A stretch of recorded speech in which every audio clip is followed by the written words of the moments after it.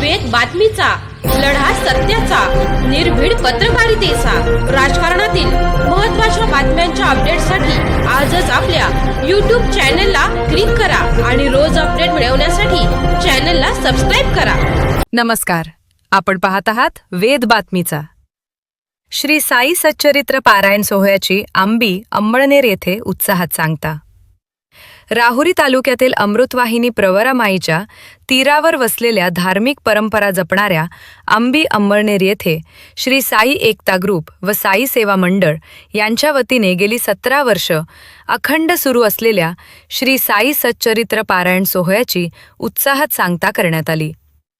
मंगळवारी सकाळी 10 ते 12 वाजेच्या दरम्यान हरिभक्त परायण स्वरभास्कर गायनाचार्य बाळासाहेब महाराज रंजाळे यांच्या काल्याचे जाहीर हरिकीर्तनाने वातावरण साईमय झाले.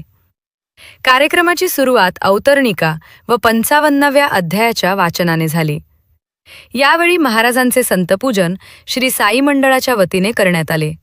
तसेच भाग्यवान वाचक, प्रथम 3 क्रमांकाचे मानकरी, गायक, वादक आणि व्यासपीठ चालक यांचा महाराजांच्या हस्ते सन्मान करण्यात आला. संपूर्ण परिसर साईमय झाला असून आंबी व परिसरातील अबालवृद्ध भाविकांनी मोठ्या संख्येने उपस्थित होते.